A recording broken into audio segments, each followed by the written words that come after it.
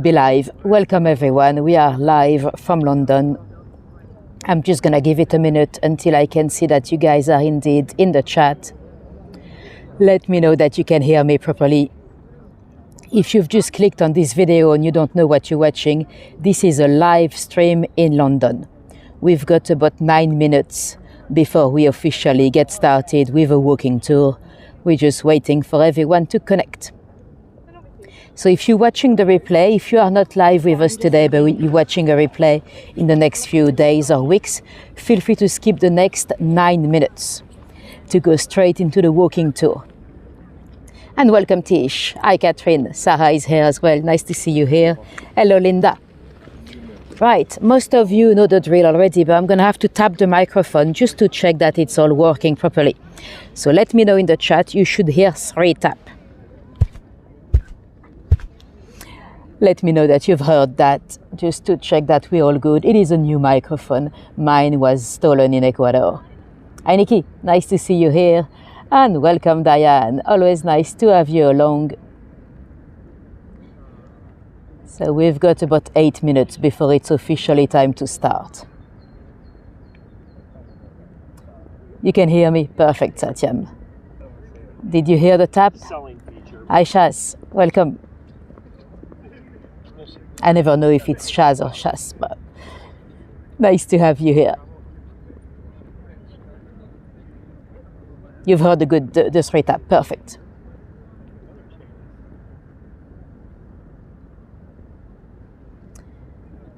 Sarah, my hairstyle is waiting. I'm letting my hair go grey. It is already very grey. I mean, the top is proper white, but it's not ready to be exposed. I have to wait until all the color is gone and then I'll be grey. I might regret it, but let's see.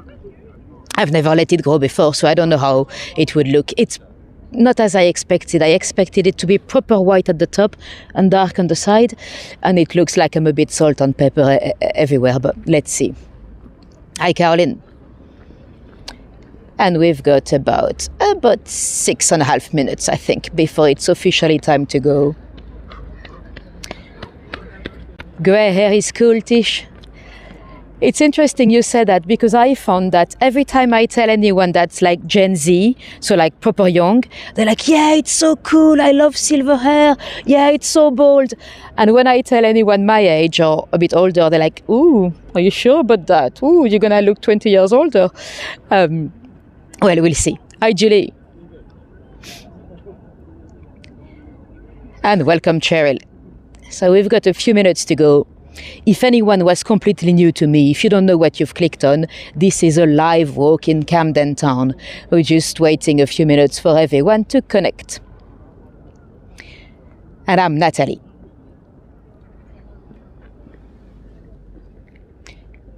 So of course this is a live stream, so if you're watching the replay, if you are not live with us, but you're watching the replay later, don't be surprised if I say some random stuff, or I might be interacting with the chat, you know.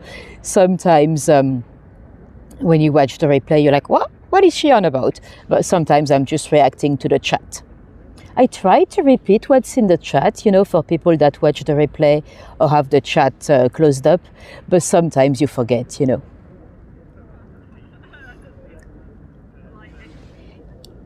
So you might see I'm in a park. I'm actually on Primrose Hill, which is completely useless today because it's been a bit grim today. It's a bit grey. Well, at least it's not raining, but it's cold and grey. So we don't have much of a view. It's very foggy, but I'll show you everywhere. Anyway, I'll show you what we cannot see. Or I'll tell you what we cannot see, rather, because you're not going to see much. And nice to see you here, Emma. I think it's about 3 minutes to go. I can give you a glimpse of the view already. Surprisingly, it's very busy here on Primrose Hill, but there's nothing to see. I don't know why those people are chilling there. There's nothing to see. Usually at this time you'd have a lot of people waiting here. They'll be here with a drink until sunset and stuff. But today there's nothing to see yet. They're there. Some people are chilling on the grass, like laying on their back, looking at the sky. There's no sky. I mean, there's a sky, but it's grey. Hi, Linda. Nice to see you here.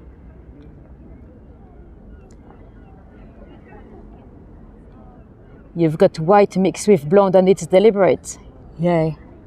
I think it's often looks quite cool, but let's wait and see. Now you're a deep plum.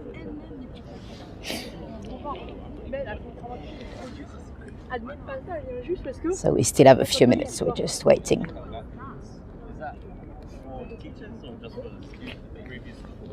I've received my new dead cat yesterday. See the little fluffy thing on the microphone?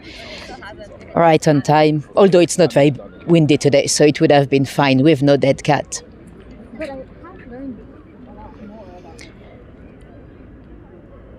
Let's see what time it is. I don't want to touch it too much because 4 minutes. 4.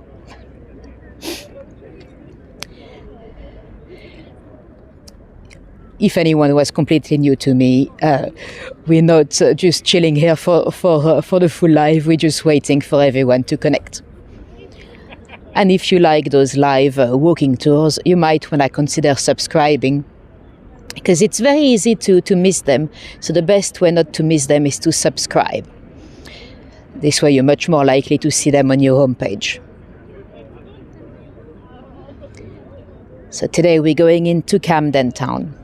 Although we're not quite in Camden yet, technically, we are on Primrose Hill.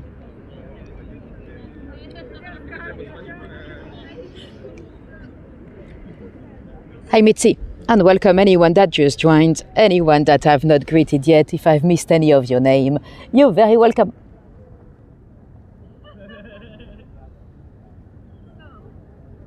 Hi Laurie, nice to see you here. Welcome to London. It is nearly 5:30 p.m. and it is, of course, Sunday today.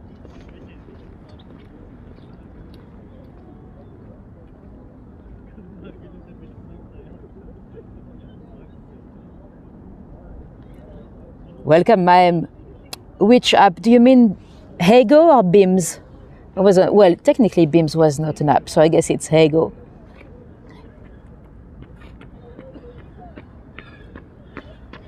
Well, I'm glad to have you back anyway.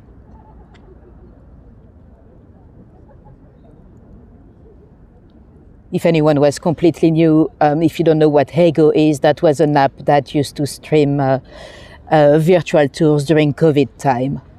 Yeah, Hego. Okay. But sadly, they went down. After having 20 million investment, they managed to crash anyway. But it's fine, we've got YouTube. Oh yes, happy Women's Day, everyone. To celebrate International Women's Day, I'm taking you to the Jurassic Coast in about 10 days now to tell you about a badass woman of history. Couldn't go today. I mean, I just picked the date where I could find the cheapest tickets because it's quite far. But yeah, I'll tell you about Mary Anning, a very interesting lady. She's the lady that discovered dinosaurs' poo. She was a fossil hunter. So that's not the next live. The next one is Islington next Sunday. But the Thursday after that, we're going down to the Jurassic Coast. Because I did manage to get some tickets for, I think, £32. Well, I'm cycling part of the way, but that's not bad. I've never been down there. Lyme Regis. So that'll be exciting. Hopefully the signal will be good. Let's see. I hope so, because when you go all the way and then you've got no signal, it can be a little bit frustrating. Hi, Andrew. Nice to see you here, and let's see what time it is. We probably can go soon. Yes, it is officially time to start. Let me flip this camera around, and without further ado, let's go. Right, so we are on Primrose Hill. And little doggy friends here. So it's usually a lovely spot to have a view all over London, but today it's very foggy. You see absolutely nothing. You might be able to decipher a little bit of the BT Tower straight in the middle there, but that's about it really. Usually you can see quite a lot. On a clear day you can even see London Eye and St Paul's Cathedral, but today, oh well, never mind. Okay, and have a nice day. Oh, did you see the pugs? There was the little pug that was at my foot, yeah. Anyway, Primrose Hill, it's actually quite a fancy area. We are right next to the Regent's Canal. Although some of the locals are complaining that it's a bit dodgy at night nowadays. Well, it's one of the only parks that are fully open at night 24/7, so that could be one of the reasons. There was a murder in here a few years ago, New Year's Eve 2023, I think it was. Hold on, it's very muddy, I'm gonna go down the grass. Yeah, there was a very sad case, 2 teenagers that got into a fight. They came up here to watch the fireworks. I've never actually been here on New Year's Eve. I don't know if you see much of the fireworks because it's quite far down, but probably because there's hardly any places in London where you can see the fireworks for free. If you want to go down to the river, you have to pay quite a lot. And last New Year's, it was freezing that night. Anyway, so yeah, 2 boys, I think 16 and 17 years old. The victim was 16. Got into a fight. They didn't know each other. They were just messing about, and one of them got stabbed. A poor little Harry Pittman. So that's very sad, really. So young. I don't know why it's so muddy down here. It didn't rain today. Well, not that I know of, but I've been here a couple of hours to walk my route. I didn't see any rain. There was another murder. We're not going to go because, we cannot go everywhere, but it's somewhere down that side, quite a posh street. I think it was in the 1930s. Apologies, I'm looking under my feet because I'm stepping on big muddy patches. I don't know why I came down this way. I could have just taken the footpath, but no, the grass is better. So yeah, there was a murder. What happened is there was a fairly wealthy lady. She had a little cat. You know those cats with blue eyes. What are they called? Siamese. So she had a cat, and she was invited to go to France for a long holiday. So she wanted to go, but she didn't want to leave the cat alone. So hold on. I'm stepping on a great amount of mud. I don't know why I came this way. You should have told me. Anyway, so yeah, she didn't want to leave her cat alone. And she thought, okay, well, I'll hire a trustable lady to come and stay at mine and do cat sitting. So she did hire a lady, Mrs. Gran, 63 years old, that actually came with her young daughter to live in the property to take care of the cat when the lady was away. And the young lady was called Maxine. And as Mrs. Riley is away, the young Maxine, she met a new boyfriend. Her mother, Mrs. Gran, loved him because he was much more respectable than the boyfriend she usually had. You know, the guy was the son of a solicitor. Well, allegedly. He was very well educated. He spoke very well and stuff. And,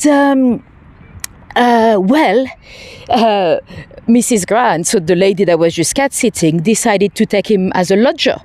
She was like, yeah, Mrs. Riley is away. What she doesn't know, you know. And, he moved in and he's still dating Maxine, but he had lost his job and he was looking for a new one, but he started to borrow a lot of money from Maxine and not give it back. And eventually one day he's like, oh, I've got a new job as a car seller and I've got to deliver a car all the way down to Turkey. What year, Laurie? That's in the 1930s, if I remember right. 1935, potentially. Anyway, so he's like, yeah, I've got to deliver the car. I can take you down all the way to the south coast. And well, that was probably an excuse to get the girls away from the house, to rob everything down there. He had already stolen a bit of jewelry from the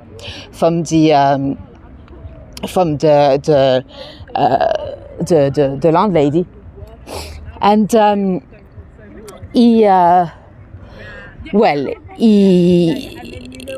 the girls originally said yes, but then eventually what happened is the mother, she had maybe a bit of her conscience telling her, oh, that's not nice to do that to Mrs. Riley, you know, leaving the cat behind. And eventually she was like, no, I'm not going. You go down to the south coast with Maxine, I'm staying here with the cat. And Maxine was waiting. She was waiting at Marble Arch, and that probably infuriated him. Well, we don't really know what he's done, but what we do know is that Mrs. Gran was found with her skull fractured. So he was probably not happy that she refused to go. But I guess your point is that if you see the kind of this kind of structure just there, that's the London Zoo. That's where they have the monkeys, probably. They've got some hyenas as well down that way. So you've got the canal and then the zoo. Anyway, so yeah, poor Mrs. Gran was found murdered, and the guy ran away. He was wanted for many weeks. And would you believe, when eventually he was found under a fake identity down south. He was arrested, he was trialed, but Maxine still supported him. She probably was very naive, but she was at the trial and stuff. She was still defending him and stuff. So quite a bad murder. Anyway, let's go down towards the canal and down towards the market. Hopefully it'll be a little bit quieter than it was earlier, because when I was down there earlier, it was very busy, and we don't want it to be busy because then the signal might drop. Oh, Julie's saying there's another place down Wembley called the Pimple to get some great views. I've never been to the Pimple. I don't think I have. There's another spot where you have decent views as well, next to where I live, actually. Well, 10-15 minutes on a bicycle from me. It is Telegraph Hill. It's right next to Nunhead Cemetery. I should take you there one day, but in Nunhead Cemetery I didn't have the best signal. I should try again. You never know, because sometimes signal it comes and goes, you know. Sometimes in one place it's good, sometimes it's not that good. I should just try, really. Anyway, we'll go down towards the Regent's Canal. The Regent's Canal has been named after the Prince Regent, the son of George III. You might know George III. He was diagnosed with some mental health issues, and his son was not king yet because his dad was still alive, but he was given all the powers for a while, so he was known as the Regent. So that's the future George IV. And with his favourite architect, John Nash, he redesigned a lot of things in London, like Regent Street, Buckingham Palace. He's redone a lot of it as well as the Regent's Canal. But this doggy has a nice visible top. It's like a high visibility doggy. You can't lose him.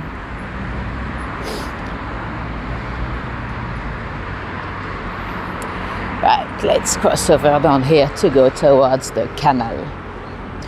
If you followed the canal the other way, you'd end up at Little Venice and all that, but we're gonna go down towards Camden. And I'll be a good girl, I'll wait for the green man.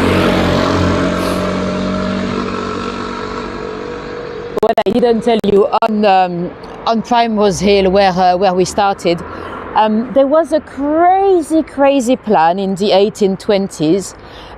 That is the time where the little graveyards around the local churches started to be completely saturated. We talked about that many times before for those of you that are my regulars. Those graveyards were so fully packed that they would smell, and they had to find a solution. Eventually, we know that they ended up buying pieces of land outside of London or on the outskirts of London to create the Magnificent Seven. So those were amazing cemeteries on the outskirts of London, commercial cemeteries. But before that, there was another plan that was called the Pyramid of Death, or the Metropolitan Sepulchre. It was a project that would have been a huge, but we're talking huge pyramid of bodies, dead bodies over dead bodies, a lot of graves. Let me show you the plan. There would have been a viewing platform at the top, and they were planning to be able to bury as many as 5 million bodies. So that was a crazy project. It never really, it never developed, luckily, because not only would it have been nice, well, the nice view from up there, but I guess you would have seen it from all across London, because we are already on a hill, so that would have been huge. Luckily, that never developed. Hi Marlene, and welcome everyone that just joined. Nice to see you here. We've got a lovely little church here, but we're not going to the church. We're going down the canal, the Regent's Canal, where we'll see. You'll see there are actually 3 branches of the canal here, but one of them is discarded. And if you were to cross the bridge down here, you'll end up at Regent's Park, as well as the zoo as well. The London Zoo is down that way as well.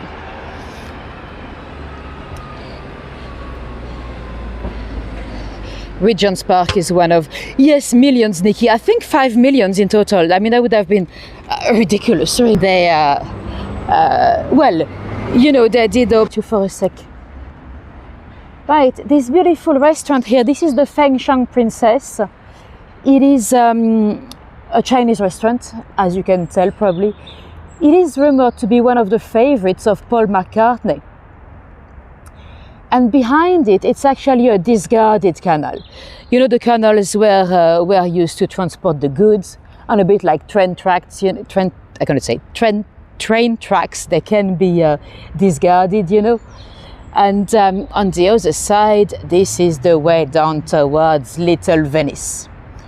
So if you took the canal down here, you could go all the way down to Paddington, and then you could take another canal there to go all the way up to the Midlands, and then all the way up to Liverpool if you wanted to.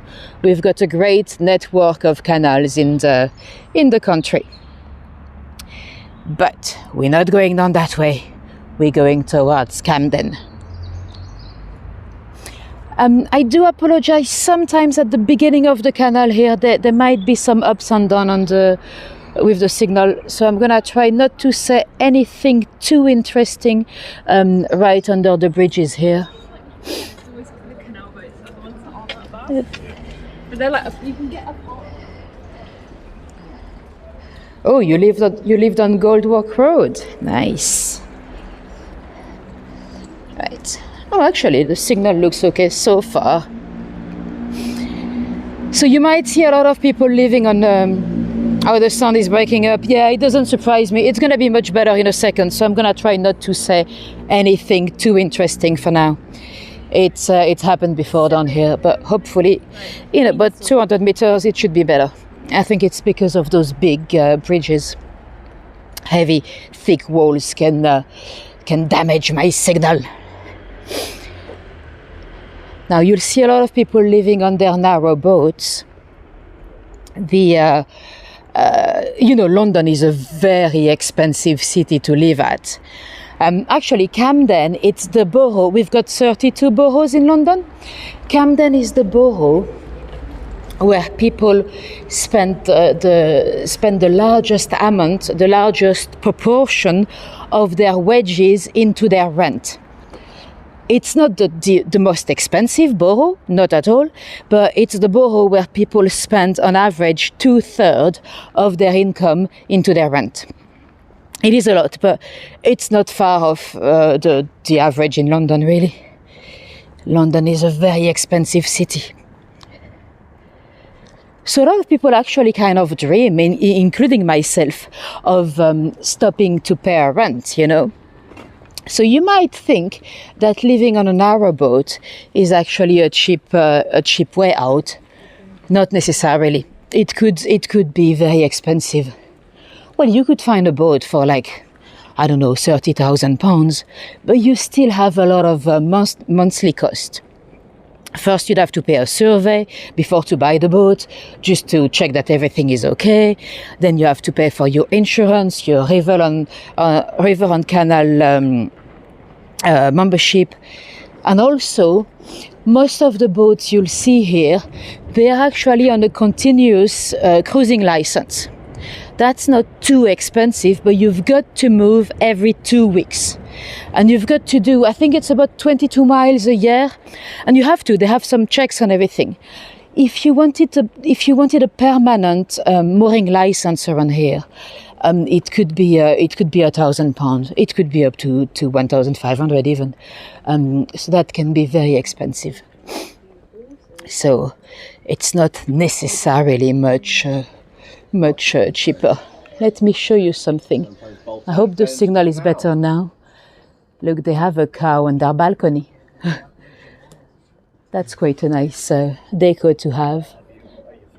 I wouldn't mind having a cow on my balcony. Well, I wouldn't mind having a balcony at the first place. Those properties might look amazing and it's a lovely place to live, but it doesn't mean that they are family homes, you know. They could be divided into 7 flats. A lot of those properties have been divided since. Not an easy choice if you travel a lot. No, and also because they have to, well, when you are on a cruising license, you often end up on a very remote part of London.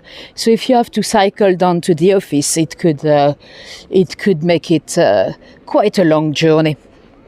Well, depending where you work, but some of them might be digital nomads and stuff. But yeah.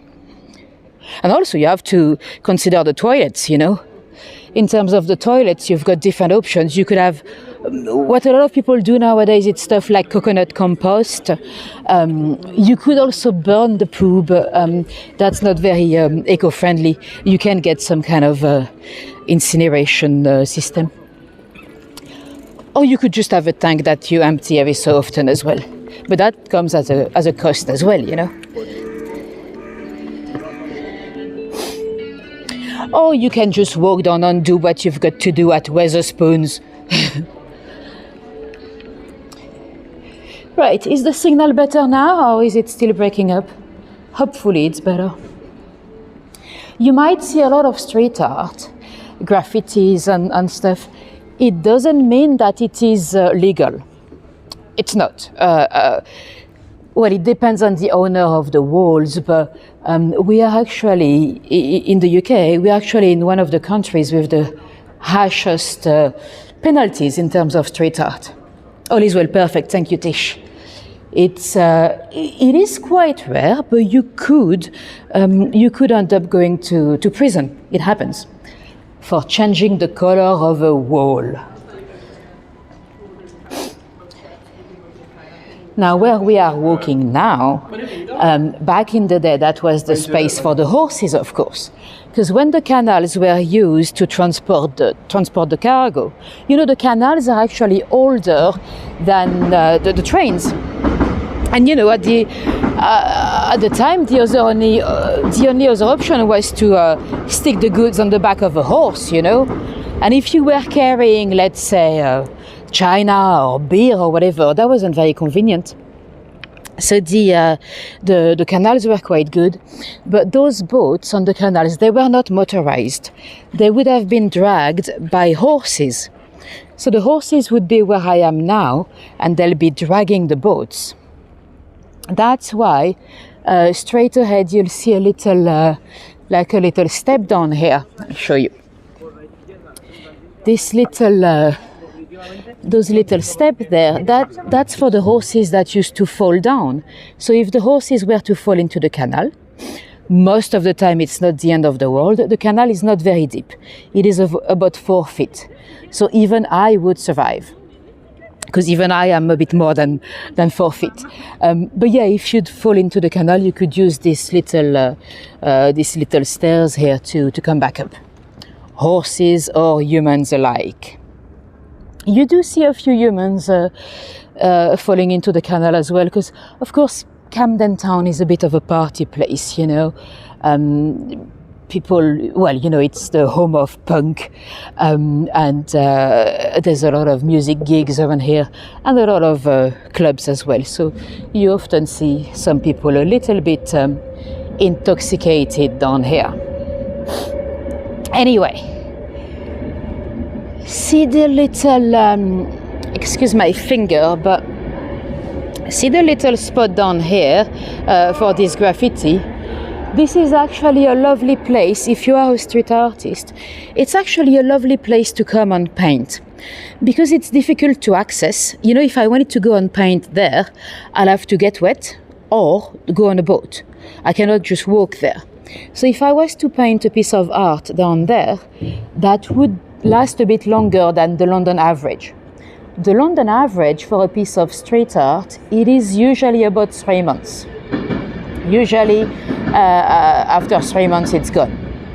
I'm telling you that because it is here in Camden that in 2009 we had what we called the graffiti wars. Now, little disclaimer, it's not actually right here, it's 4 bridges down. We'll actually walk on top of the bridge where it happened in a moment, but the signal is better here and it's much more convenient here, so I'll tell you the story here, but just note that it's not exactly here that it happened. So, what happened is there was a spot like this under the bridge on the canal where there was a lovely piece of graffiti. Well, lovely, I'll let you be the judge of that, but let me show you, let me show you the picture.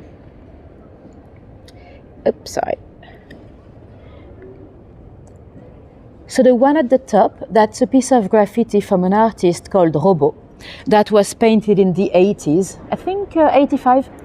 And it had become the oldest piece of graffiti in London.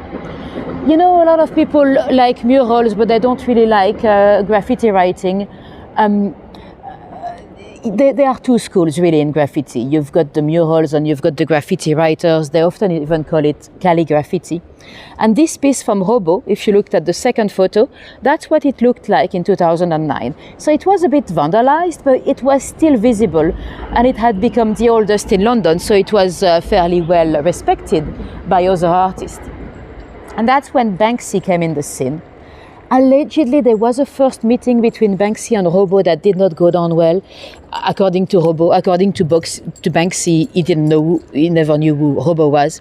But Banksy came along and he painted that, which, if you ask me, it's quite cool, but there is kind of like an unspoken rule in the world of street art.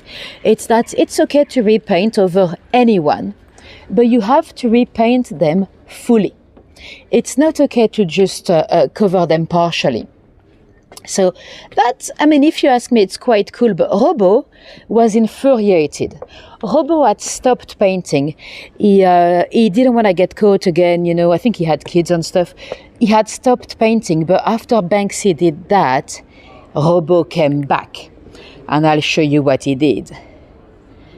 Yep. So Robo came back and he added King Robo, keeping the character from Banksy.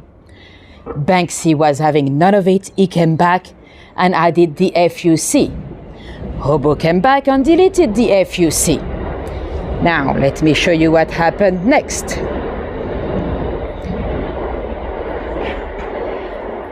Eventually someone, we don't know who, it might have been a peacemaker, it might have been the council, someone came back and painted everything black. Then Robo came back and he painted the headstone saying R.I.P. Banksy's career. Then someone came back again and painted everything black to stop those graffiti wars. Then, let me show you, Banksy came back and painted this. That was quite odd. He incorporated the sofa. The sofa was there, so it's kind of like a living room scene with a fish and all that. Why not? And then there was a tragedy. Robo had an accident. He fell down a ladder. Officially, he was not in the process of painting. He just fell down a ladder. He was in a coma and he eventually lost his life. So that's when Robo came back and painted this. Banksy came back and painted this. So it's like an homage to Robo, repainting something similar to the original one with a little flame out of a spray can. So that was meant to be ending the graffiti wars. It didn't really. There's always been a bit of a war between the graffiti writers and the guys and ladies doing murals. But yeah, and so if you hear of the graffiti wars, that's what it is, and it started here in Camden Town. Now let me remove this and let me show you this building. It's called the Henson. That is after Jim Henson, the creator of the Muppets. The building here, that was where he had his studio. Well, originally in the 80s, I think he had one in around Hampstead somewhere, but after he died, his son took over the business and the studios were here, where he designed all those amazing characters. Now let me just show you. This name is after the gin, the Gillsby gin. I think they had a warehouse down here. The industry in Camden, what happened with Camden, it's always the same thing really. When you have a place with a lot of industry, here you had a lot of industry because you had a lot of transport. You had the canals as well as the trains. And the main industries down here were gin manufacturers, piano makers as well as soft drinks, like ginger beer or mixers, like tonic water and stuff like that. And then when you have a place with a lot of industry, when the industry kind of dies out, you have a lot of warehouses and a lot of places that are quite affordable. By the way, this is not a castle, this is a modern castle. That's where they have a lot of water sports. So for the kids to come and do paddling or kayaking or whatever it might be. Anyway, you have a lot of industry that moves out. You've got those warehouses that are quite affordable. So then the artists come in. Whether in Camden it was mainly musicians, but it could be street artists as well, like it happened in Spitalfield, because you've got some cheap studios. And then because you have a lot of artists, then it becomes very trendy. So then the prices go up, for the rent. So that's the process of gentrification. We've seen it happen in many different areas that used to be quite industrial and then suddenly became very artisty and then very expensive. Now, we are now arriving towards the Camden Market. You'll see the footpath where I am now, it's about to go, excuse my finger, but just there it goes up a bit because that's the entrance to the Camden catacombs. I say catacombs, there are no dead bodies, but it's like a pool of canals underneath the buildings. I've never been down there. You can go on a boat. I think they do some tours every so often. That's something I'd like to do one day. Some people also refer to it as the dead dog's hole, because sadly when you have a dead animal that ends up floating down the canal, that's often where they end up. Oh, you love the Muppets? Nice. Right, let's go up the bridge, so I'll just show you the view from there and then we'll go down the market. The market is gonna be closed or closing, but that's much better. I purposely scheduled the tour at this time because at daytime it's way too busy, and the busiest it is, the less signal you have. And also I like Camden at the blue hour. We'll go up the bridge to show you the Camden Lock. Although it's not actually called the Camden Locks, it's called the Hampstead Locks. There's no lock called the Camden one. And down that way, that's quite a cool pub. Well, it's a Wetherspoons. I know Wetherspoons can be a bit controversial. For those of you that are from abroad, Wetherspoons, it's a chain of pubs that are much more affordable than most pubs. But the big boss, Tim Martin, is very controversial. He had a campaign for Brexit. Oh, I'm not gonna stay here too long because it's a bit, there's music in the background, but you can also come and do a love lock on the Camden Lock. So it's a bit of a pun. So that's, you know, when you put your love in a lock and you throw away the key in the canal or in the river sometimes, and then you cannot find the keys. So you are meant to be lovers forever. So yeah, that's a decent Wetherspoons there, because you've got a lovely little terrace right by the canal. Tim Martin is also controversial because of what happened with COVID. He sacked a lot of it right before the governmental helps, you know, through the COVID lockdowns. And also, of course, he was a big Brexiteer. Right, this is the Camden Locks. So the locks, you probably know everything about the locks, but you know that's to go up or down the canal when the canal is not flat. Today on the canal, most of the boats are actually leisure boats or people living on their boats. But back in the day, when it was to transport goods, time was money, and it can take a while to go through the locks. Apparently, some of the barges, they would fight to go first. Nowadays, people queue very quietly, but they used to fight to be the first one down the lock. Some of them actually became boxers. There's a lot of boxers that were from the barges community, apparently. Now, let me show you the market. Just so you know, once we are in the Camden Market, I might be talking on and off. I don't want to be giving too much commentary because it's the best way to be kicked out. They don't really like you filming into the market, so if any security is looking at me or anything, I'll just zip it for a moment.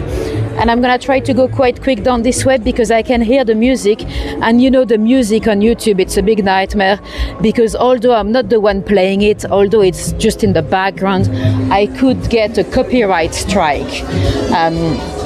So I'm gonna try to go straight down, and hopefully this is not copyrighted. That's not fair because they don't have the copyright either. They're just playing music that they probably don't pay for. Yet, well, I say getting in trouble. Actually, YouTube has designed some kind of an AI system that can blur it in the background if I get a strike. So it's good. Things are improving thanks to AI. This is a nice little gin shop there. You can try some gins inside. I mean, when I say gins, I mean the liquor, not blue jeans. You can probably try some blue jeans anywhere else, but this one I'm talking about alcohol.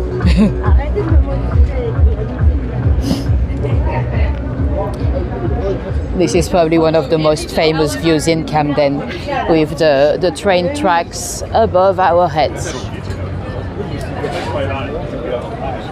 Those little bubbles, they were put down here at COVID times, which is actually quite ironic because that's the time when you were meant to social distance, and in those bubbles you actually sit with people you don't know.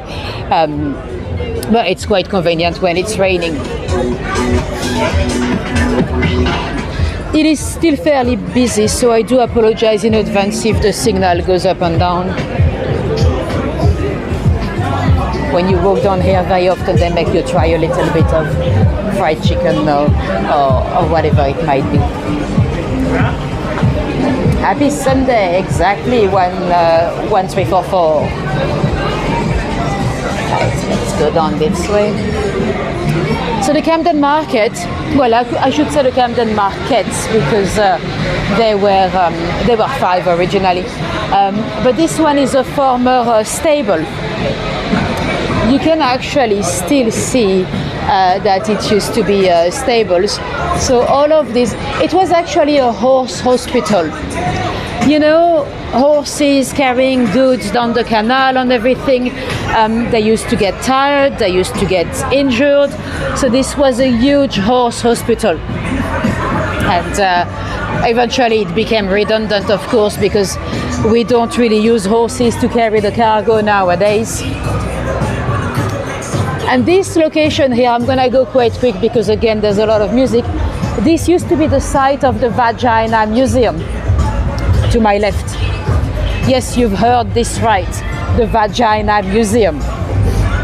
That was a little museum about vaginas and periods, about what it was like to have your periods in Victorian times or Roman time, exactly a hospital. Talking about the hospitals, here are some horses. And yeah, the Vagina Museum, it still exists, but it had to move to Bethnal Green because they couldn't afford the rent here. It was free to get in. I have to say the most impressive part was not actually the museum itself, it was the gift shop. They had a gift shop with a lot of interesting items. You know, as much as we are quite used to see little to see representation of the male genitalia, we're not that used to see the female one, so it's always interesting to have a little fanny on a mouse mat or a cup or whatever it might be. Here they do historical photography, so you can dress up as a Victorian. And let's see, oh good, we can usually at this time they already close this part. That's quite cool. I didn't expect to be able to come down here. This is the little alleyway that's very much Instagrammable with all the umbrellas. It's a shame though, because about 3 years ago they changed all the doors. Now they're quite modern glass doors, you know those ones? But back in the day, until about 3 years ago, that was still the original wooden doors from the stables. But things change, of course.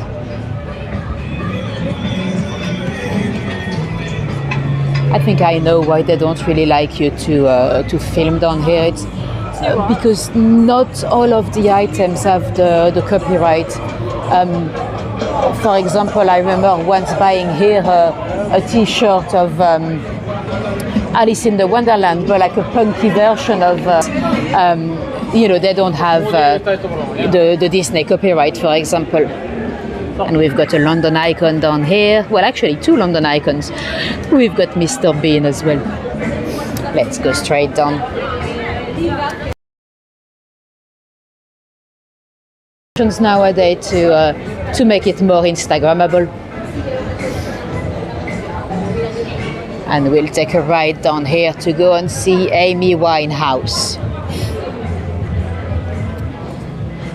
Oops, apparently Amy Winehouse did have a job down here when she was a teenager. Oh, those are still some of the old wooden doors. That's nicer.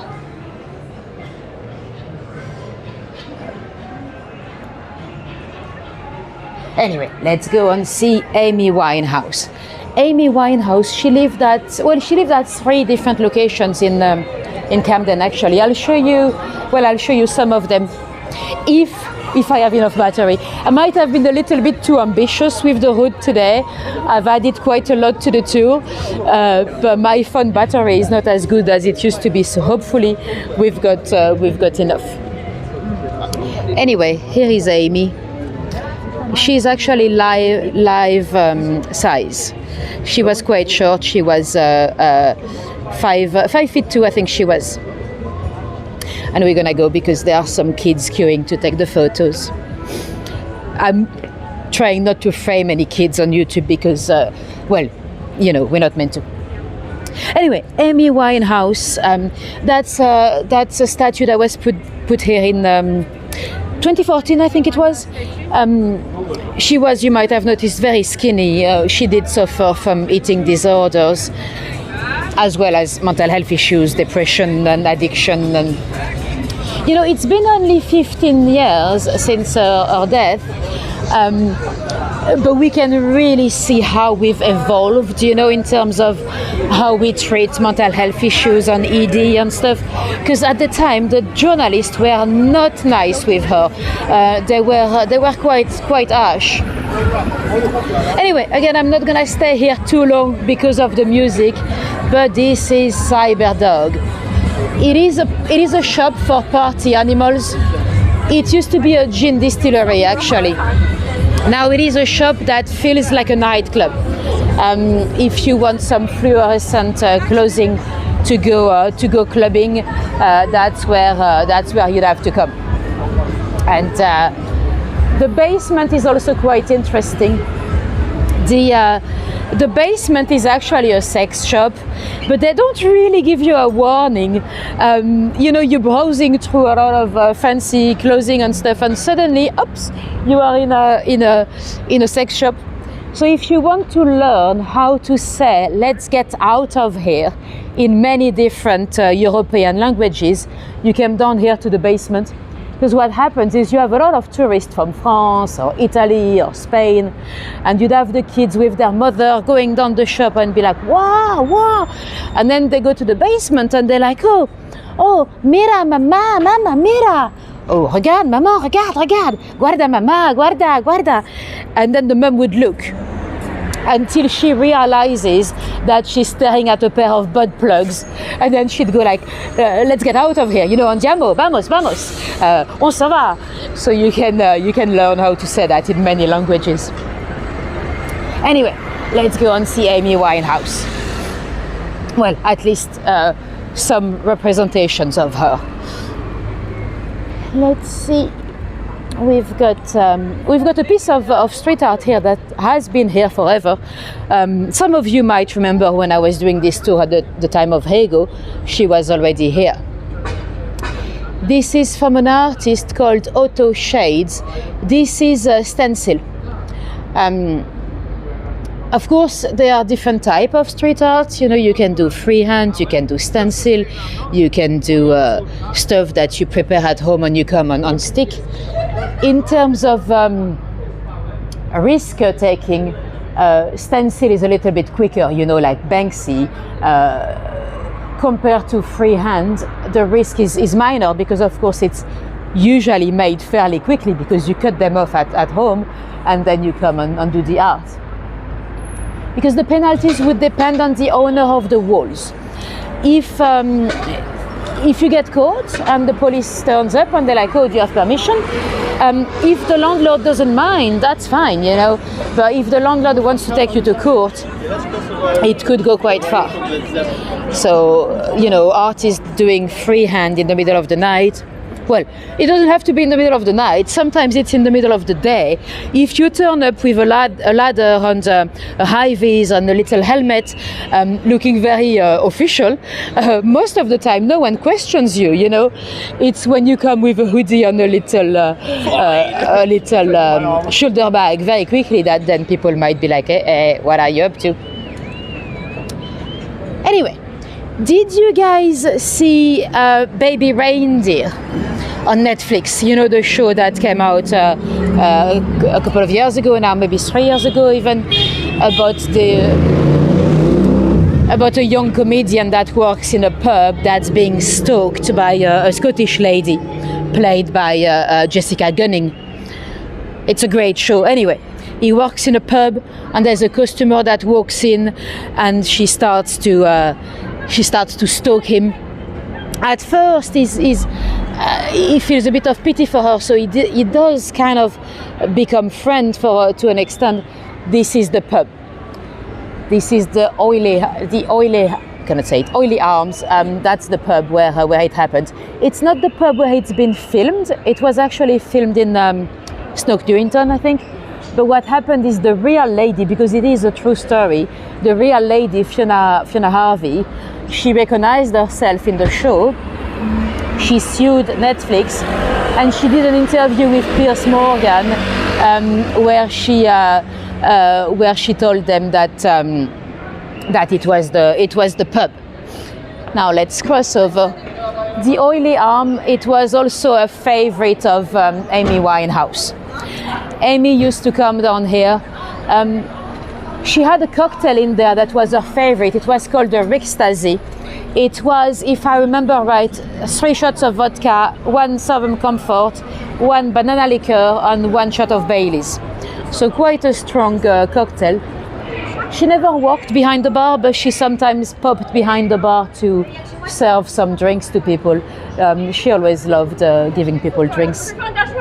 And here she is. So there's a lovely mural. It's a bit busy at the moment, but I'll show you a bit closer. She actually, I think they still have a Vodafone award. Sometimes she was not in a state of, obviously she had problems with drugs and alcohol, and sometimes she couldn't go to collect her award. The pub manager went to collect her Vodafone award, and I think they still have the award inside. The chat has been very quiet. Are you guys still here? You're just listening, or? I'm just gonna move across behind them to show you a better view of the piece. So yeah, lovely portrait of her. You can see on her breast, it says Blake. Well, it's a bit dark, but it says Blake. That's Blake Fielder Civil, her husband. They had a very toxic relationship, those two. He's the one that really got her into drugs. You hear perfect, thank you very much, guys. He's the one that got her into hard drugs, and they used to, they clearly loved each other, but, they would do even self-harm to self-harm together, so, he's partially responsible for getting her into drugs. Oh, thank you, guys, thank you. Yeah, it's always a bit worrying when the chat is a bit quiet, because you never know really when the signal drops. Thank you. Right, let's cross over down here.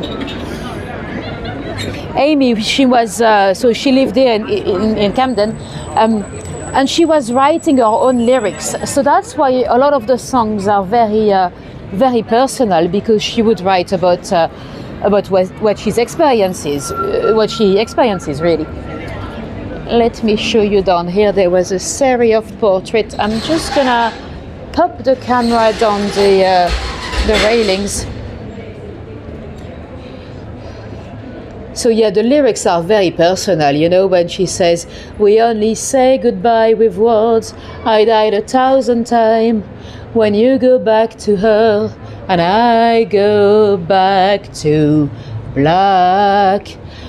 When she met Blake, he had a girlfriend originally, so when he went back to her, she went back to black, or to drink really.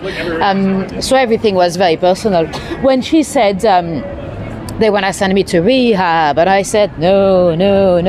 I mean, they did, our management company did want to send her to rehab.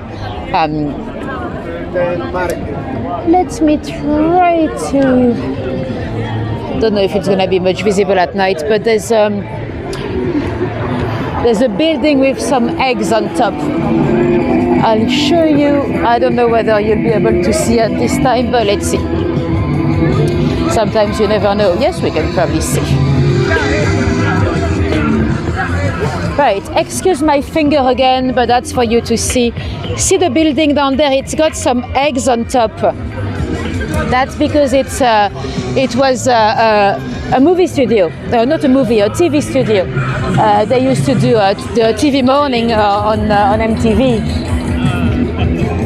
And those are the punks that are very famous. Well, at least the one with the big hair is. He usually has a sign that says "Help a punk to to get drunk. He's very famous on Instagram.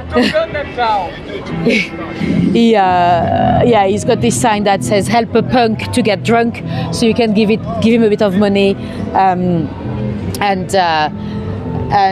help him get drunk, basically. Anyway, another piece of street art down here. So this is obviously something prepared at home on stock. And you see they all have their Instagram and everything, you know, so that's Honzo. So although it is illegal, they all have their websites or at least their Instagram. Right, let's go down Camden High Street. Oh, one thing before I forget, I always forget to show you this one. Look at that. This is an interesting cover. This is actually wood. You might wonder why. Well, back in the day, a lot of the pavement were actually made with wood like that. So this is a little remain of the old pavement in Victorian times with the horse manure and the horse pee and the human pee as well. The wood started to smell a bit, so that's why they eventually replaced it with normal pavement. But back in the day, you had wood on the street. Now I'm gonna pan the camera up because on Camden High Street, that's where you have all those amazing 3D illustrations of what the shop sells. So if you want some shoes, you can clearly see that one up there is selling shoes. That really kicked off in the 90s, really. And a lot of the economy in Camden is also body art. So you have a lot of piercing and tattoo places. Let me show you this one. You've got a Chinese buffet, so you've got a dragon. This is a piercing artist, so you've got lips with a lot of piercings. There's I like the one on the other side. Let me show you. They've got another tattoo artist down there, and you can see they put a set of cards up there, like if getting a tattoo was a bit of a gamble. Well, I guess it is a gamble, really. You never quite know what you're gonna get. And if I show you the streets, you'll see the foot cross. It looks like if it was for the LGBT with the rainbow. It's actually not. Those have been painted through COVID times. With the COVID lockdowns, a lot of kids started to paint rainbows. They put it out their windows to thank the NHS. The NHS for the internationals between us. That's the national health system. So the doctors and the nurses. So those rainbows have actually been painted for the NHS. So not for the LGBT community. It's very confusing nowadays. If you see someone with a rainbow, you never know if they're gay or NHS. Right, let me flip the camera around. This wall, it's probably not quite clear on camera, but this is hand-painted advertising. So it is an advert for TK Maxx. It's an advert, but I think it's quite cool. Instead of having big posters, it's quite nice to have some art. Some people hate it, but it's still advertising at the end of the day, but I think it's quite cool. I'd rather have that than a big poster.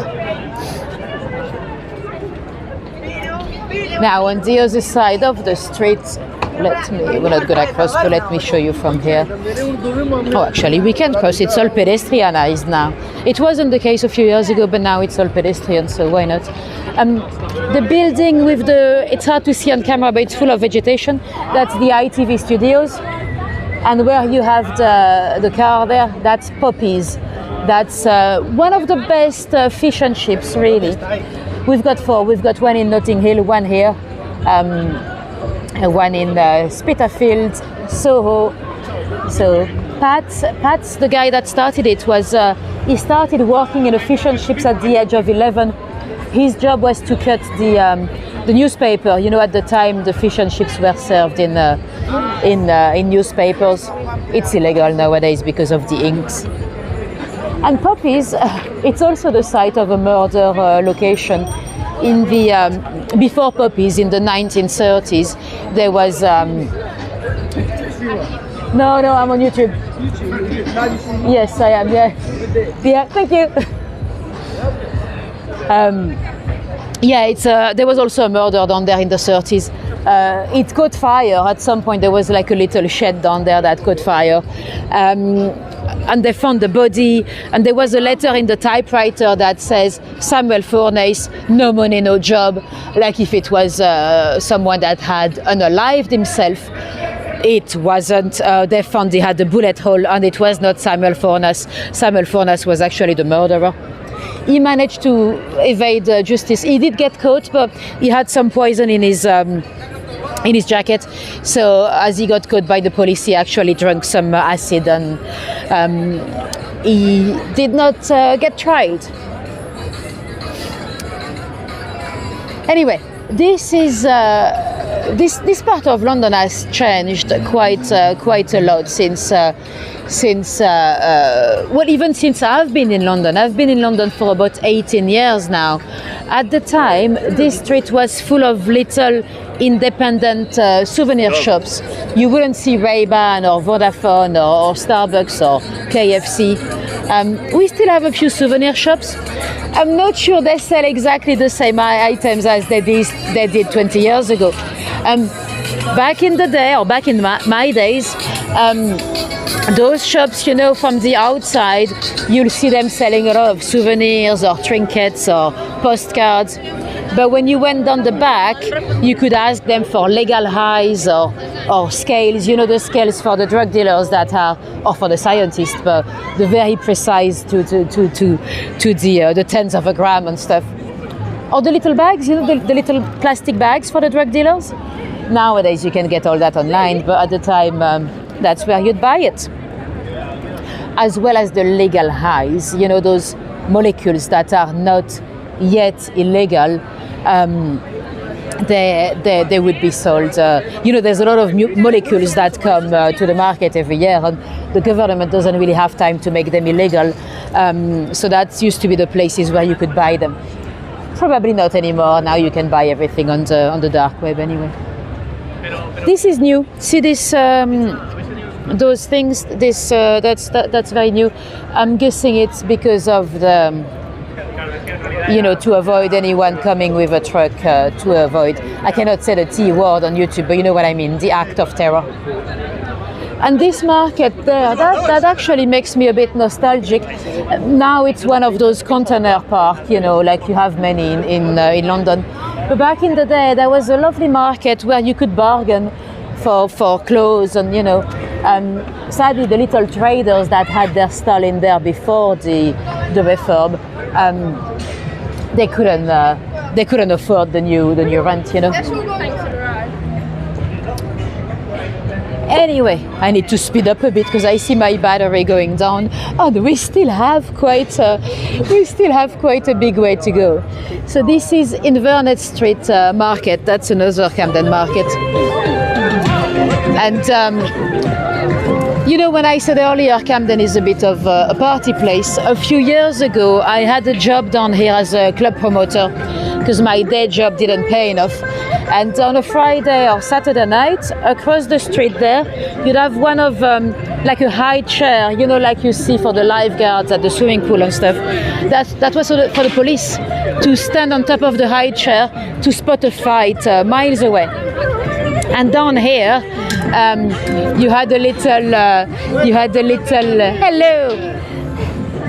Those are new as well. That's again to stop the traffic for anyone coming with bad intentions.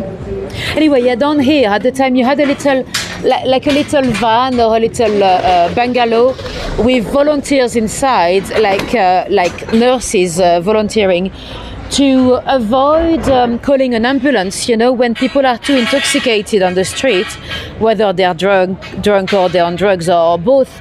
if you call an ambulance would cost, we don't pay for it directly, but it would cost the NHS about £250. So because people used to get very intoxicated here, to avoid calling an ambulance every time, there was every Friday and Saturday there was a little van there with volunteers, nurses to help people a bit too intoxicated before to call an ambulance.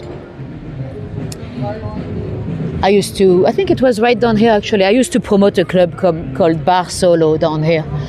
That was a difficult job because I was only on commission. If I didn't get anyone in, I wouldn't get paid. £1 per person. Anyway, this is another cool pub. This is the Good Mixer. This is the place where Amy Winehouse and Blake Fielder Civil met. They had, I think Blake had played, he had a bit of a win at the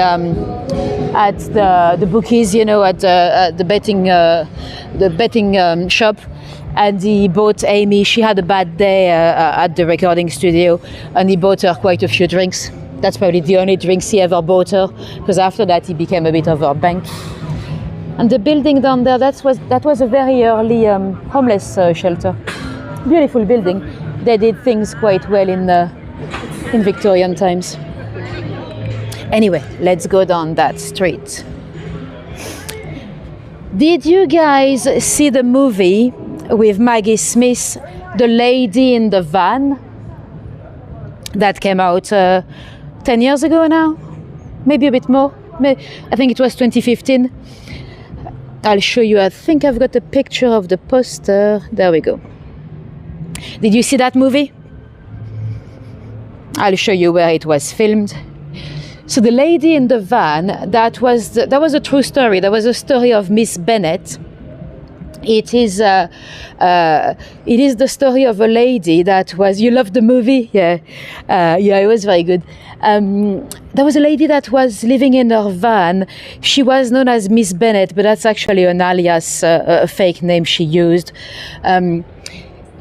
She really existed.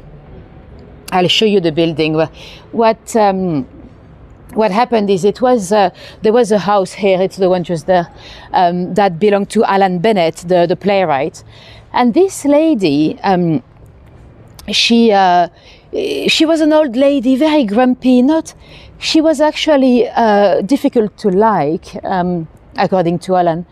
And she lived into her van, and the thing is, she stayed at different spots in Camden, but she started to stay down here on the Crescent, and people were quite mean to her. They would come and shake the car in the morning when she was sleeping inside, and also because she didn't have an address, she couldn't really get much of the helps, the governmental helps. And eventually, Alan had a bit of he felt bad for her, so he invited her. He invited her to stay in his driveway, so just down there. So this is the house there, number 23. I don't know whether it still belonged to him until a few years ago, but he might have sold it now. But yeah, he offered her to stay for a few months in his driveway. She ended up staying for 15 years, and they were not friends, not really.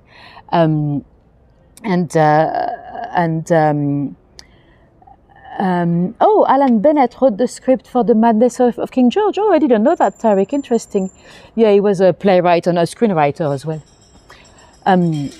Anyway, he doesn't live here anymore. He had rented it to someone anyway. But that's the location that was used for the movie. And you know what? I told you earlier that Camden was a bit of a party place. When they were filming here, so the van was staying outside. One morning they turned up, and some young people, a bit intoxicated, had opened the van, and they squatted for the night. They used the van to have some intimate moment, let's say. On the production team, they didn't want to tell Maggie Smith. Apparently for Maggie it was quite difficult because, you know, she was quite old and getting in and out of the little van was quite difficult because she wasn't that flexible anymore. But anyway, they had to change all the running order of the scenes to film outside while they sanitized the van. They didn't want to tell her what happened. They actually did tell her, but after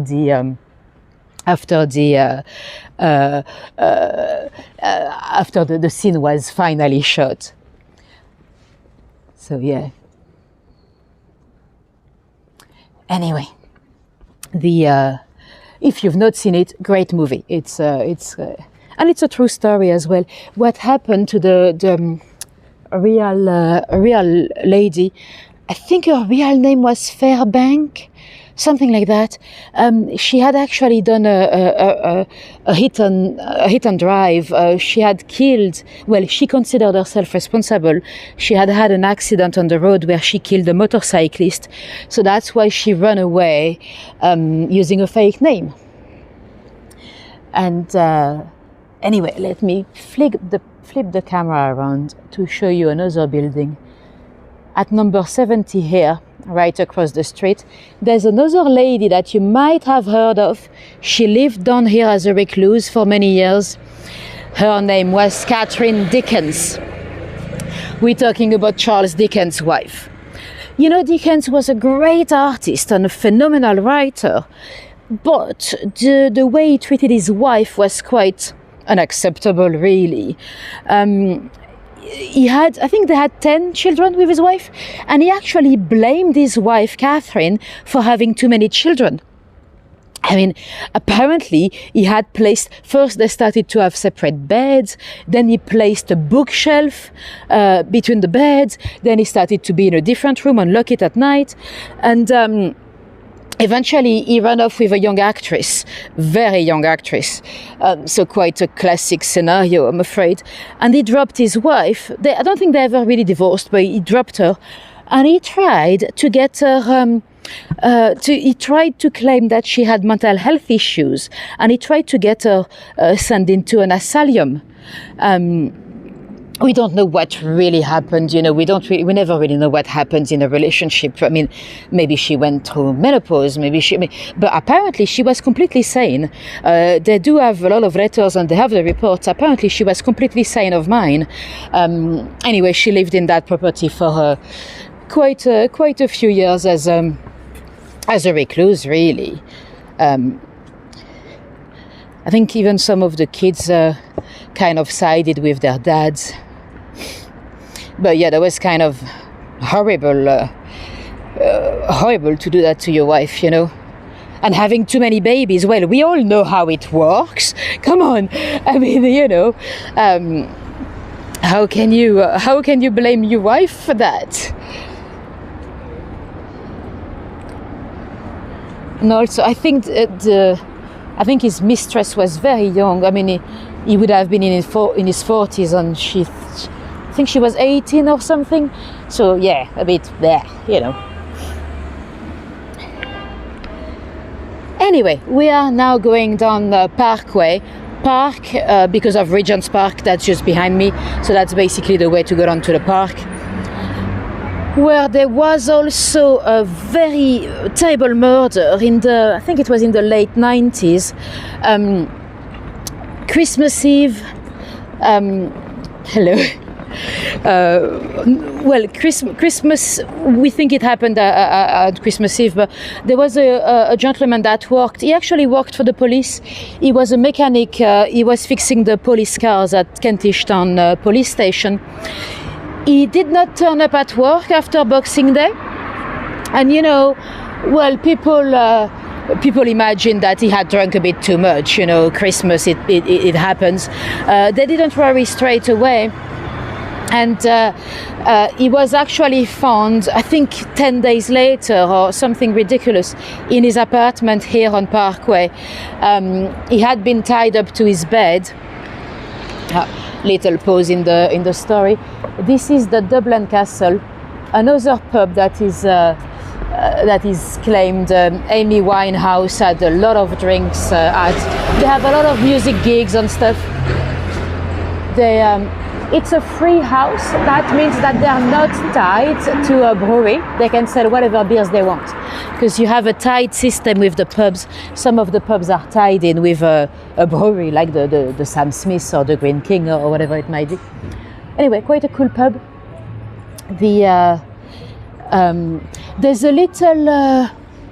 There's a little story. It's probably not true. I mean, it's been debunked, but I'll tell you anyway. It is said that in Camden, you've got the Pembroke Castle, the Dublin Castle, the Windsor Castle. Well, the Windsor Castle has closed down, but you've got the four countries of the kingdom. It is said that it is because at the time of the labourers, at the horse hospital and on the canals and on the factories, they didn't want them to fight. The Irish, the Scots, the Welsh. Apparently it's not true, though. I like the story that they all had their own pubs, but apparently it's not quite true. Anyway, back to our story. What happened is the guy Mike. The building was going to be destroyed. That's why I'm not showing you the exact location, because the building doesn't exist anymore. So he was the last one of the tenants, so no one could hear him scream. And we believe two intruders came in. They robbed him. They tied him up to the bed, and they mistreated him. I cannot say the T word on YouTube, but you know what I mean. They mistreated him very badly to get his PIN from his NatWest bank card, and they did manage. They got £1,000 from his bank card. I mean, killing someone for £1,000. They didn't actually kill him. They left him there to die. They left him there tied up to his bed. So quite a horrible case, really. And they're still at large. Well, they might be dead now. Oh no, maybe not. It's only 30 years ago, so maybe not. Right. Let me show you a nice cafe. Well, cafe. It's actually a baker, Gales. So that's a bakery, Gales. But you might be able to read some interesting notes. Monkeys, Palmers, talking parrots. Why would they have talking parrots in a baker? Well, Palmer's was actually a pet shop for most of the 20th century. They had some quite famous customers. Charlie Chaplin, he's bought a couple of kittens in there. Winston Churchill, he bought a ginger cat that he called Orlando. And they also had a couple of escapes. In the 50s, there were some snakes that escaped. I'm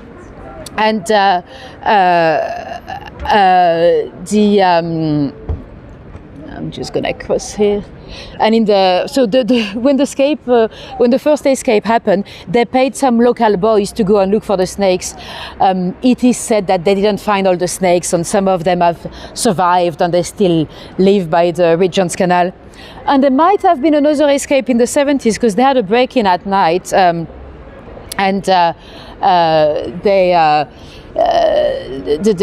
probably have been some more, because the lady in the van, the real one, she actually complained to Alan Bennett that she had spotted a snake and it might be dangerous and stuff. So, probably true. And let me show you the Jazz Cafe. That's a famous, another famous music venue. I've only been in there once, because one of the companies I worked for, they had messed up. They had booked tickets for my customers were going to the Royal Albert Hall, and they booked tickets for the Jazz Cafe at the same time. So my client was like, "Hey, do you want tickets for the Jazz Cafe?" And then the customers were like, "Oh, do you want to stay for a drink?" I'm like, "No, I've got plans." They didn't know I was going to the Jazz Cafe with their tickets. Anyway, so that's the only time I've been inside. Yes, Martin. I think they did find some of the snakes, but we don't know if it was all of them. Anyway, down here you've got some icons of the music industry. Dory. This is David Bowie. And so it's a bit like Hollywood Boulevard, and this one is Hollywood, but for the music. And this one is, of course, Amy Winehouse. Now, let me show you Camden Station. It's a Leslie Green station. The architect, Leslie Green, is quite recognizable with those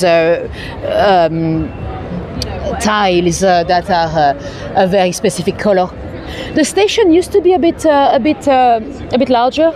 You might see there's a bit of a gap down there. That's because they were bombed through the Second World War. So it's a bit smaller than it was once.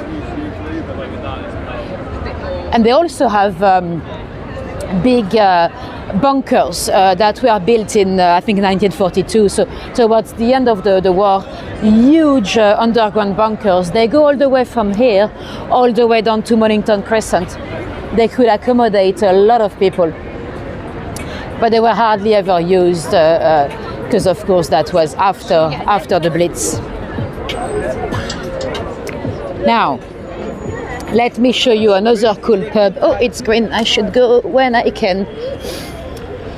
There's a pub called the World's End down here, but it used to be called the Mother Redcap, after Mother Damnable, Jeannie Bigham, a lady that might have been a witch.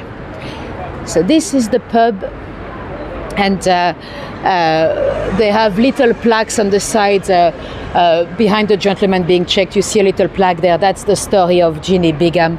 It is a beautiful pub, quite large inside. It's got a very interesting story, though. It is said that it was once the home of a witch.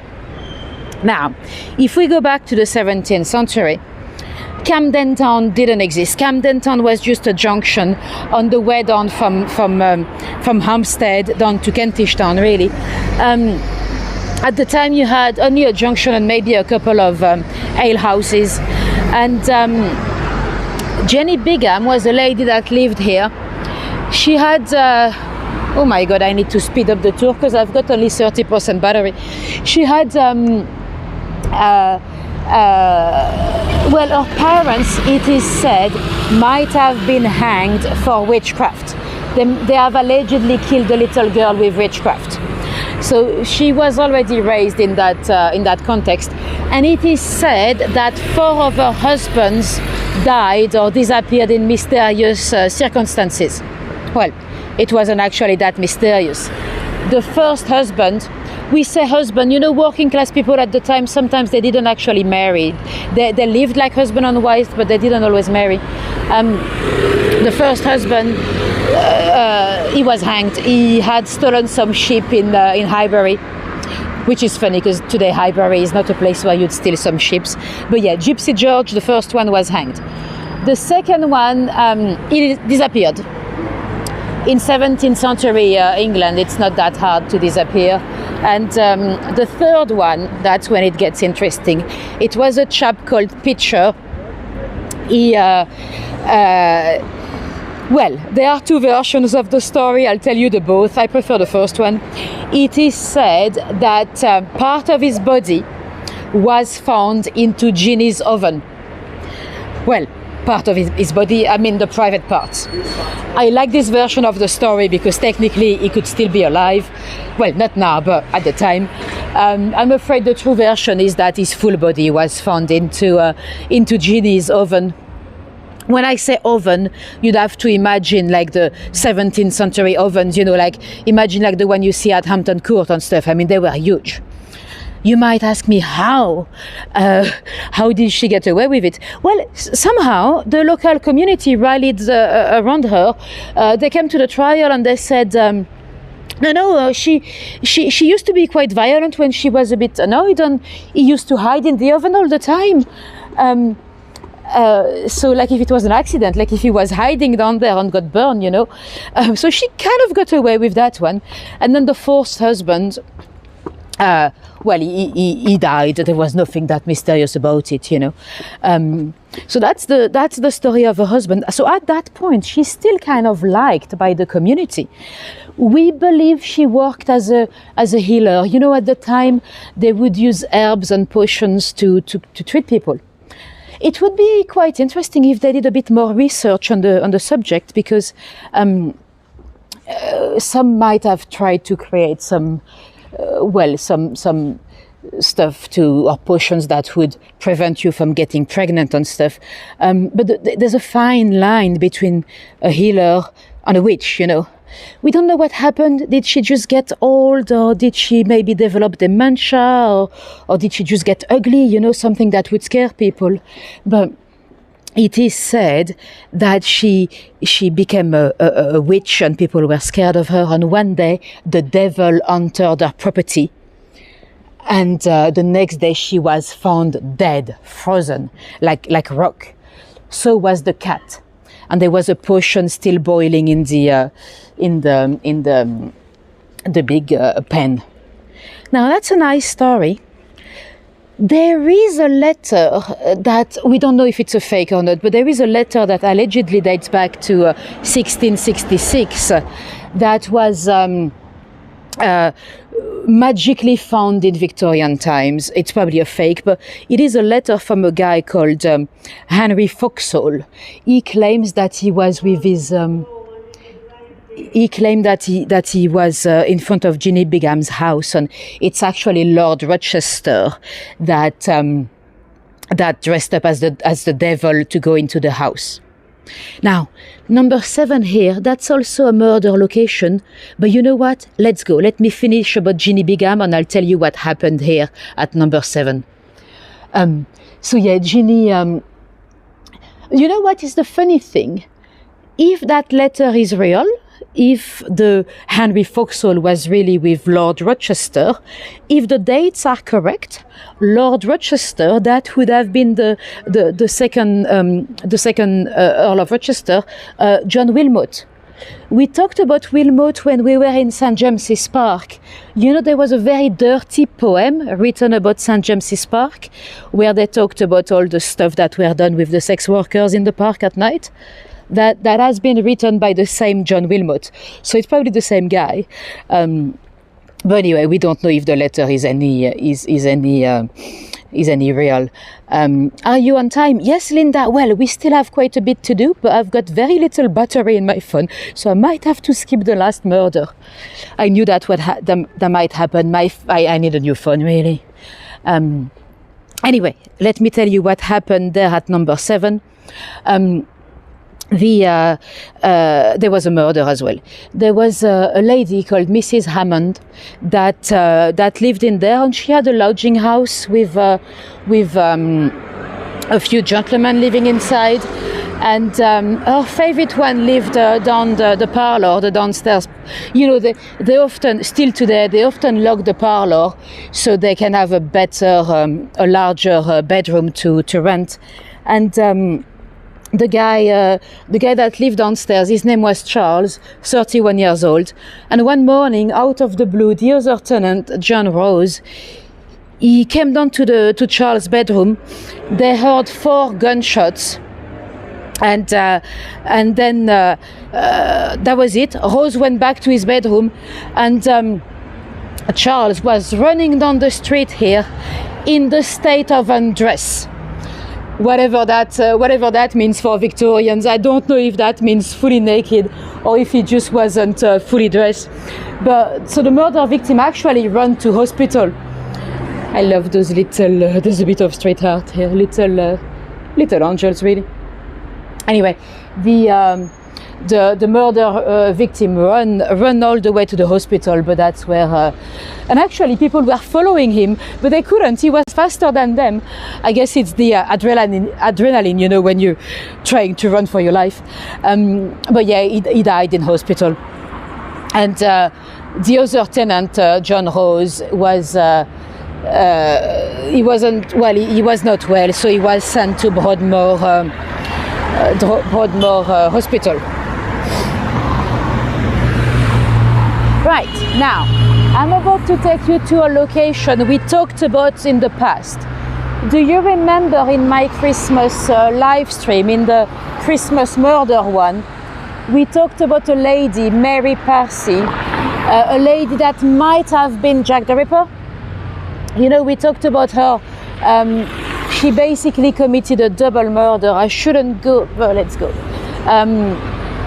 I'll tell you, we're not gonna go into details into the story this time, but just so you remember, I'll tell you the story quickly.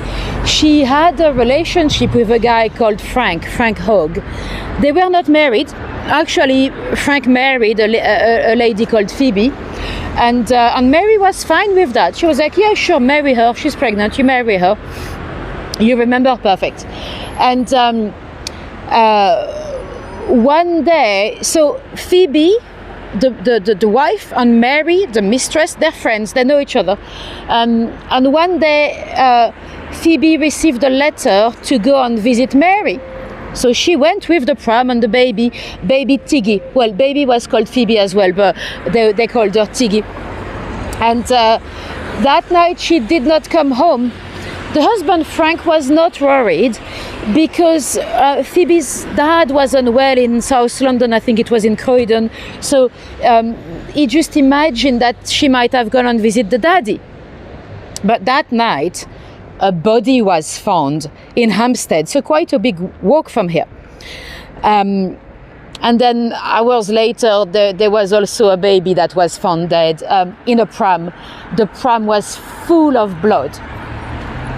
It turned out that the body had been transported into the pram. There were some eyewitnesses that had seen a lady pushing a very heavy pram. When I say a pram, you know those Victorian baby prams, they had huge wheels and stuff, so they were probably much stronger than the ones today. By the way, we've just gone above the canal now. That's where you had the graffiti wars underneath us, but it's a bit more difficult to access. Oh, thank you, Linda. That's very much appreciated. So anyway, the sister-in-law was like, oh, I'm worried about Phoebe. There's been a body found. She actually contacted Mary. She was like, oh, have you seen Phoebe? Originally, Mary said, no. And the sister-in-law was like, well, let's go to the mortuary, just to take a look, see if it's not Phoebe. And Mary was like, okay, I'll come with you to the mortuary.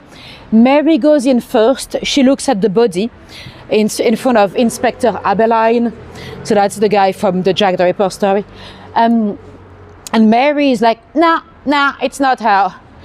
And the sister-in-law was like, oh, I'd like to be sure, I'm going to go and check. She's like, no, don't go, it's not her. And eventually she went in. The police cleared off a bit of the blood on the face. And it was her. It was Phoebe. Then Mary went hysterical, which was a bit, the police found it very suspicious, actually. And then eventually they found out that Phoebe had been invited to see Mary. So they came to do a search at Mary's home. And when they searched the place, the home at number 2 Priory Street, the street has been renamed. It's now Ivor Street, but I'll show you number 2. It was in a mess. There was a bit of blood all over the kitchen. And at that point, Mary, as the police is discovering the blood, Mary is playing the piano. Little pause in the story, excuse my finger. Amy Winehouse also lived down here, as well as a property right behind us.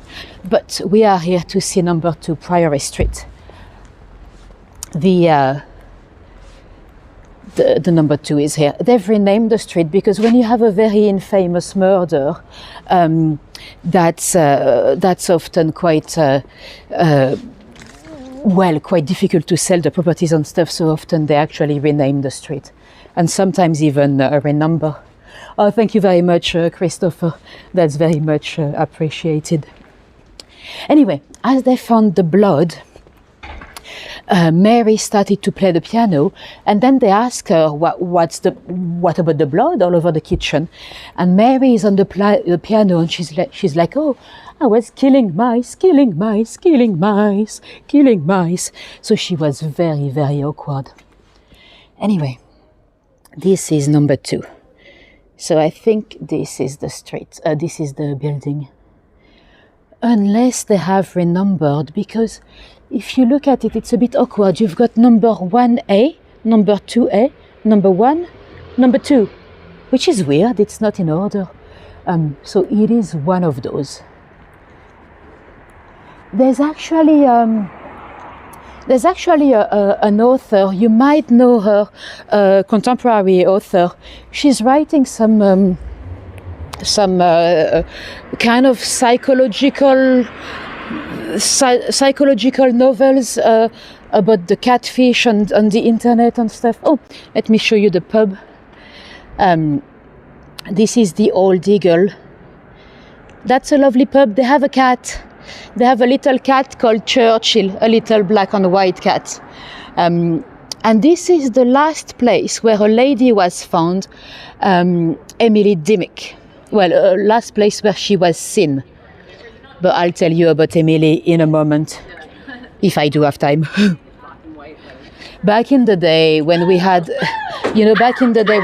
jacks on the phone, I could have actually charged my phone with my gimbal. But nowadays you don't have those jacks, so I need the plug for the microphone. So the phones are getting, the phones for many years they were getting better and better. Now they're getting worse and worse. Anyway, I was telling you about the author. She was what is her name? Lottie something. Lottie Moga, I think. Lottie Moga, I think. Anyway, there's an author that claimed that her grandmother lived inside of the house, so it was very much still used as lodgings after the murder. Oh, bye, Caroline. Yeah, Lottie, she did a series on Channel 4, I think, called Kiss Me First. I have to say, I'm not familiar with her work, but I think she's in the process of writing a novel inspired by Mary Percy. Anyway, Mary was caught and she was tried. She never ever tried to claim insanity. She should have, really, because she could have been spared from the gallows, but she didn't, so she was hanged. And to remind you about the Jack the Ripper connection, they accused her of being Jack the Ripper, but because of the timing, of course, and because of the violent crime, but also because, oh, thank you, Tariq, Lottie Moga, yeah, that's her name. Oh, is it great? I've not seen it. I should. Is it on Channel 4 or on Netflix? I think it's maybe both. I should watch it. Yeah, so Lottie Moga, her grandmother lived in there. And I think, yeah, there's a new novel coming soon about, well, I don't know if it is about the murders or if it is just inspired by the murders. Anyway, the connection to the Jack the Ripper story. This pub as well, this is one of the last places where Emily Dimmock was seen. But again, I'll tell you about Emily in a sec. I'm just running to the location before my battery runs out.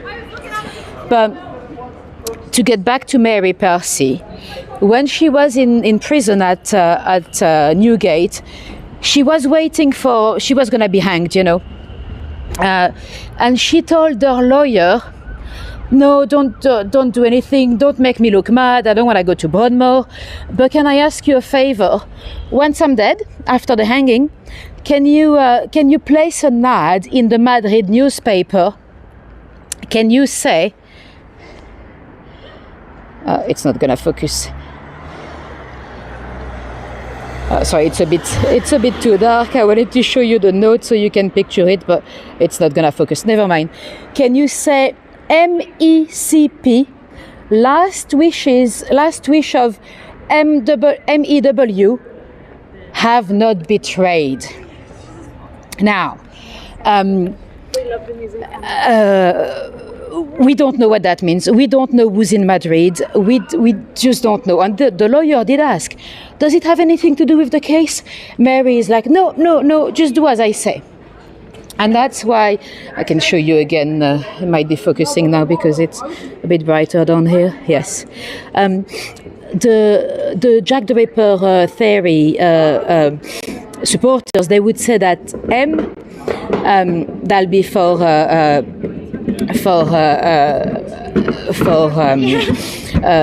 Mary Kelly, E, Elizabeth Stride, C,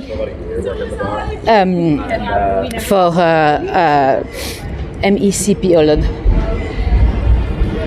Who's C for? MECP, yeah.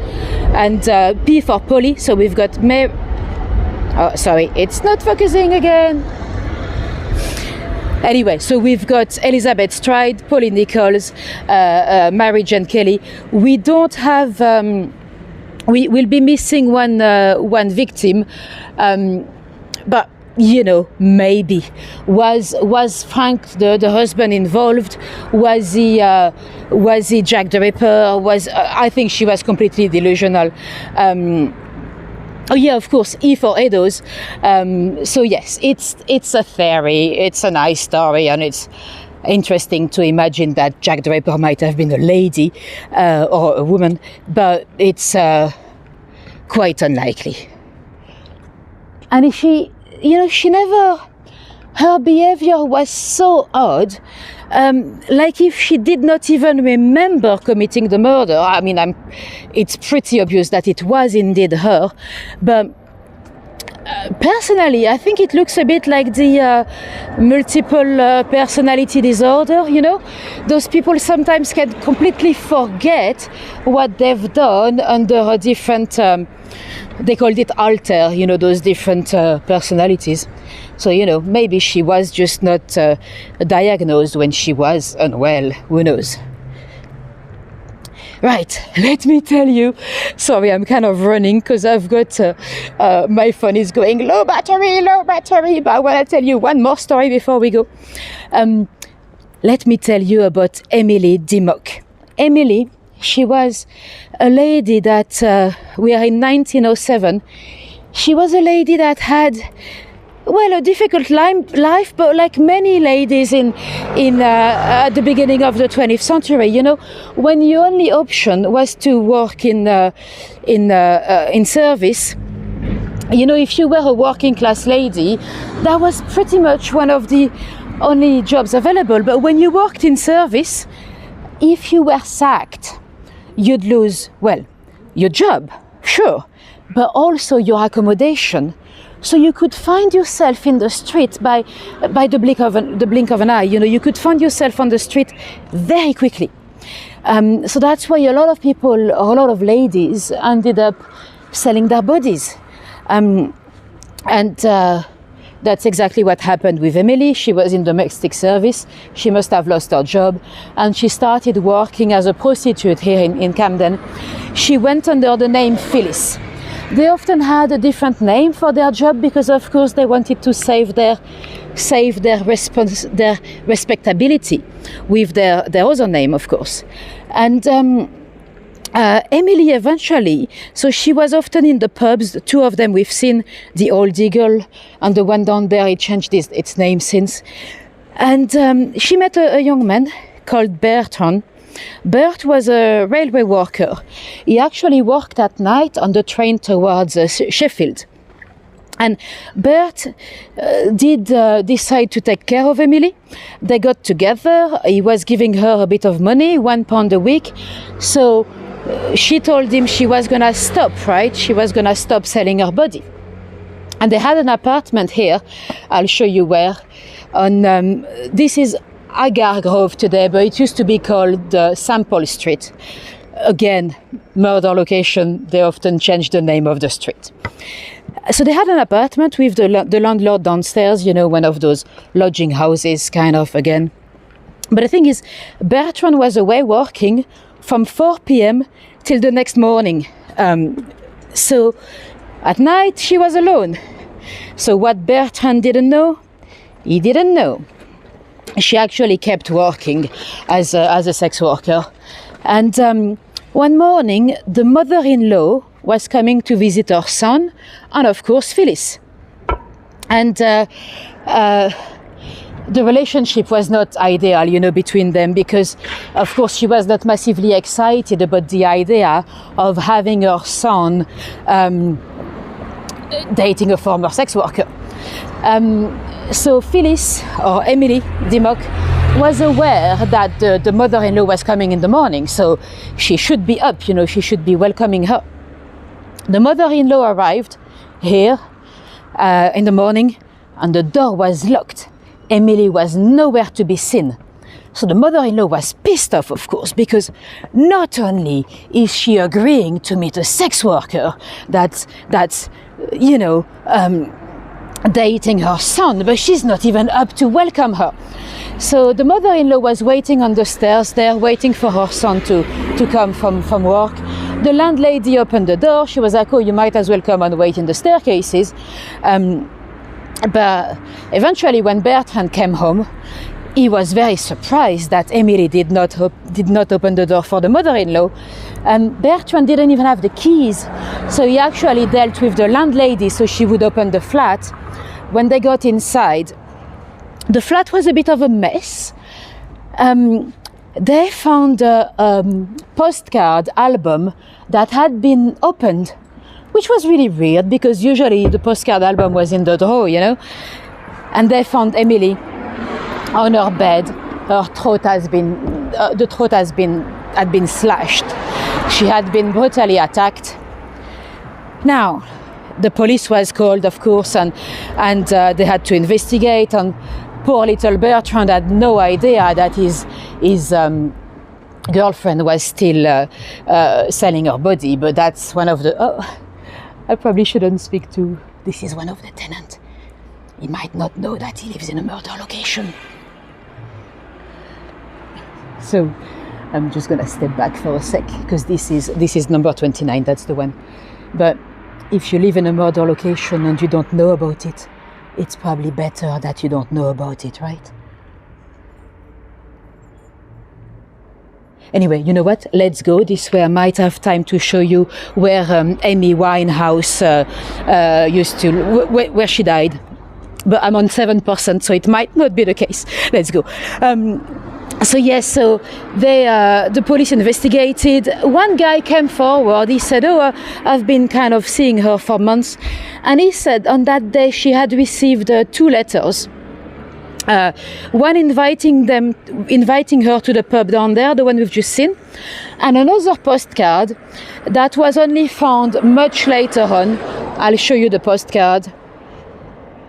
It basically said, would you meet me at 8:15 at the... And it doesn't say the name, but there's an illustration of a rising sun. Now, the pub is now called the Rocket. It's on Euston Road. We might have seen it when I did Euston Road on the Monopoly board. We might see it again when I do Pentonville Road next month. Anyway, the police actually printed this postcard in all the newspapers saying to people, does anyone recognize the handwriting? And 2 people did, 2 different people. One lady that was also a sex worker, but the thing is, she didn't tell anyone quite yet, because Bertrand came to her and he was like bullshitting her with a lot of rubbish, telling her not to go to the police. But she told a friend, and that friend eventually told the press. So this lady eventually came forward, and another guy that worked with Bertrand, Robert Wood, his name was. He was a local artist that lived around here. And he was arrested. There was quite a lot of circumstantial evidence, He eventually admitted writing the card, but he said that doesn't prove anything, If anything, that proved an intention to meet. Not that they actually met, and definitely not that he had killed her. And he got the best lawyer in town, and guess what? He was acquitted. If you ask me, he got away with murder, but when there's not enough evidence, there's not enough evidence. Right, we've nearly made it, and we've got 5%. We are now on Camden Square. Apparently the council, they got really annoyed because the sign Camden Square used to be stolen a lot. by Amy Winehouse fans that wanted a little memory of the star. I'll show you where she died. Oh no, I need to run because we are on 3% now. Anyway, Robert Wood was acquitted, and he did not even let it go after that. He had some kind of representation at the music halls where he would show them the sketches, that because he was an artist, the sketches he had done at court and all that. And if you ask me, he got away with murder. But this is not the end of the story. A year later, 2%, let me show you. If it cuts, don't get worried, it's just the battery. A year later, those paintings were made by an artist you might have heard of, Walter Sickert. Walter Sickert lived here in Camden, and of course, that opened a lot of speculation that Walter Sickert might have been the killer. And if he was the killer for that one, he could also have been Jack the Ripper. There's absolutely no evidence that links him to the murder, and but yeah, that's where the story happened, and we'll never know. You know, at the end of the day, it's still an open case because the guy was acquitted, so it could be anybody. Right, let me remove the thing. It is gonna cut, guys, so if I leave without saying goodbye, don't worry, it is the battery. I'm now on 2%, but I wanna show you number 30, Camden Square, where Amy died. Sorry, I've been